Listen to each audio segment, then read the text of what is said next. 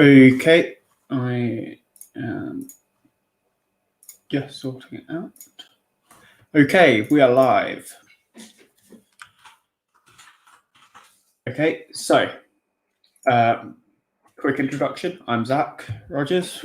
I mainly do fantasy, but I also like the draft. I did one yesterday. I did the Raiders, where we selected Micah Parsons and a couple others. We went a bit non-conventional with going offensive tackles in round 3. And this time we are looking at the Patriots. So to start off with, I am just going to see if I can do a trade. So I think Jaguars aren't going to trade, the Jets aren't going to trade, 49ers aren't going to trade, Falcons could trade. Now, this is where it, of course, the rivalry, it's a Super Bowl. Okay, we're looking for number 4. I think they're not, of course, this is very unlikely. I think they're going to want at least a first and second this year, and they're going to want at least a first and second next year, and a first and first in the year after. I'm going to see if they do 3 first-round picks and a second to get up to number 4. This is where I made difference from the others. I firmly believe that you need that quarterback. The Patriots invested everything into the wide receivers. I say everything. They got Nelson Aguilar and Kendrick Bourne to go with Jacoby Myers and Bird. Again, I'm not sure any of them are any good, but they did get Hunter Henry and Johnny Smith. So I'm expecting a lot of 12 personnel, maybe 22 personnel.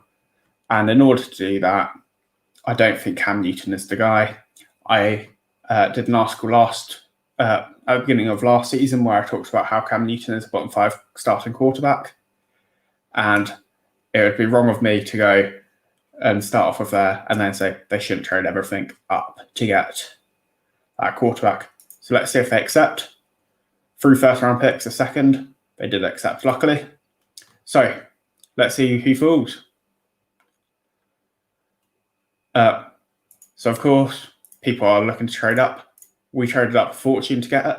Now, that's interesting. So Trevor Lawrence went at number 1, as expected. Trey Lance went at number 2. It was who I was actually looking for.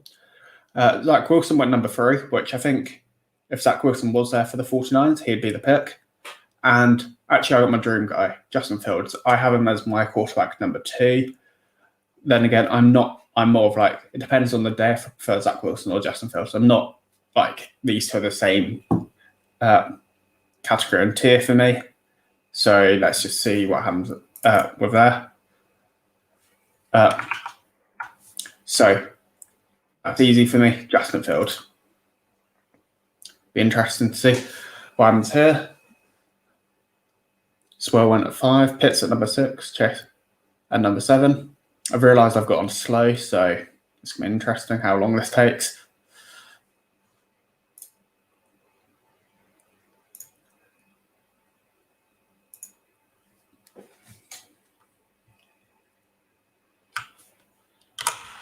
Promote the tweet. And I made a mistake and forgot to do it all dropped around. Let's do this again. This is what happens when you're not. I was expecting someone else to host. I'm not going to pretend otherwise. I think Mike's busy. Let's put on fast this time. Let's try and see if we can get the Justin Fields trade again. Whoops. So there is first and second. It's a second in the future. And the second. Let's hope they accept it this time. Otherwise, it's going to be very awkward. Let's see who we get this time. We do not get Justin Fields. We get Trey Lance.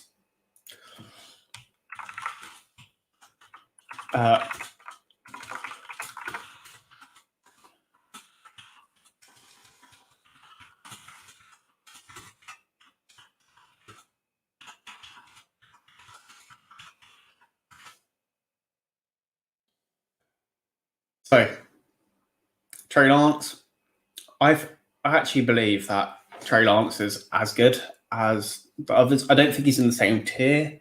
I think he's firmly the number 4 pick. I had it at the beginning of the season. I said when Zach Wilson came up, I had Trey Lance as my number 3 pick then. I now still think he is worthy of the number 3 pick if that's what the 49ers choose. So the number 4 pick, I think is still a bargain. And again, I'm not a fan of Cam Newton. And I think Trey Lance has the same sort of skill sets. He can rush if you want, but he can also pass. He went famously 28-0 for touchdowns, interceptions. Okay, of course, that stat doesn't really matter when you can look at turnover-worthy throws, etc. But it's still a nice box stat that you can say, yes, this was a really good player. And he definitely has that ceiling. Arguably has one of the highest ceilings. And yeah, it'll be interesting to see what happens with the 49ers picking the third. With the third, they could go Trey Lance, and I suspect that is an option. But at number 4, I think it's got to be QB this year. And we got Trey Lance. So, of course, we didn't have the second round pick. We can go look at who they selected. They selected Pat Fairmouth, and who did they pick? And Phillips. Okay, quite interesting. Anyway, so with the 96th pick, of course, we've got a quarterback, luckily. I'm not sure I'd be in favour of any of those. Running backs don't matter. We can get one of them later. Now, as I said, they're in a situation where they've got Nelson Aguilar and they've got Kendrick Bourne. Titans, they're sorted. O-line, they're probably sorted.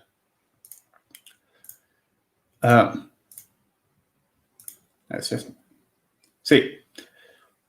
So I think we've got 2 options here.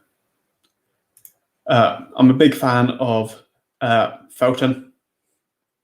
He'd probably fall a bit more. I'm not sure what pick I next have, but let's not worry about that. And then we've got the 2 safeties. Actually, if I go to trades, I can see what picks I've got.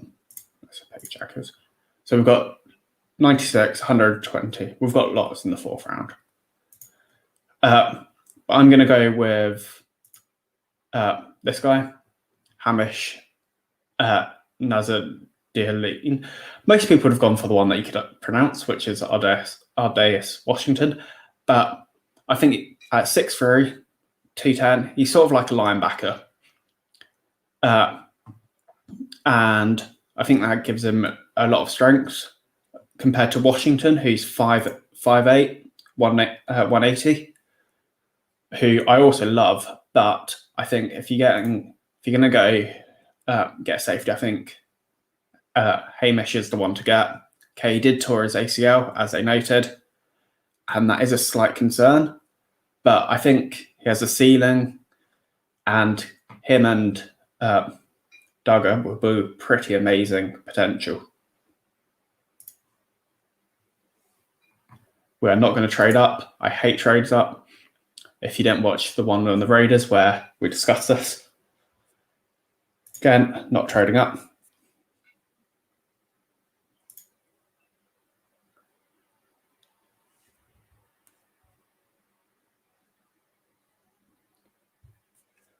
So at 120, again, I think, look at these. Sean Wade, maybe later on. Remember, we've got 120 and 122.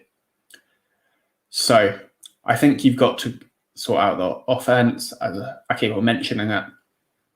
For me, is Felton. TDN don't rate him as much as I do, but I think he's that perfect blend that you want with someone like Trey Lance. Someone that will play in the slot, can be a running back, mix it up, a yak monster, as they say, and he can do it well with stopped quickly. As I said, good in the passing game. It'll be interesting to see. So they say ideal bottom slot wide receiver. I think he's much better at running back. I think if you look at someone like Aaron Jones, sort of the same build. He's a bit smaller at the moment, but I think if you wanted to play him as a running back, he'd be really quite good there. So what we have here is, we've looked at that. Again, I am tempted by the Stanford wide receiver, 6'4", all the speed in the world, so underdeveloped. I think maybe at 139 is the option there. Tight end's not needed. Now, you may see where, if you watch the Raiders video, I love Walker Little. I think, especially day two, as I said, he was a rumoured first-round pick before opting out, and he's had injury issues, but day two, actually it's day three now, bargain, absolute bargain. And it's actually one of the few prospects I'll be looking, if he's on the board, to trade up for. Now let's just see where we go. I hinted at the pick quite heavily last time. Tempted to trade down, but I'm probably not. Just because, let's just see what happens here. Just make sure we're not missing anyone. Newman. But as I said, I'm pretty certain on the pick that I'm going to make. Dylan Moses is there, which is tempting. Sean Waite is there, which is also tempting. I'm actually, because as we talked about, I'm really into my fantasy, which means I've looked at wide receivers quite deeply. There's a lot of deep wide receivers that I quite like this year. And there, Sean Wade. Dylan Moses. I think he got the hype of the potential first round. Of course he didn't. He won't be going first round, or if he does, it'll be a big, big shock. But as I said, he's a 5-star coming out of high school. He was rumoured to be a first round. And that on day three, I think it still gives him the ceiling. If you can get him a good coach and play him where he needs to play. And the Patriots will definitely do that. I think it's a bargain there. And yeah, day three, I'm all about the ceiling. And Moses, as I said, round one hype. He's not going to get round one. But that still means he's valuable to me on day three. Let's see, our next pick's coming up. And actually, the guy that I was looking for last time stayed. Again, another complete developmental guy. So raw. He went on a missionary camp for 2 years, which is why he's so raw. So it's not like he's had injuries or anything like that. Is the reason why he didn't play. Which again, that's another positive for someone that's very raw, is the fact that mostly they're raw because they've not played due to injuries. He's raw for a different reason. Then let's have a quick look. So we've sort of addressed wide receiver with the guy from Stanford and Felton.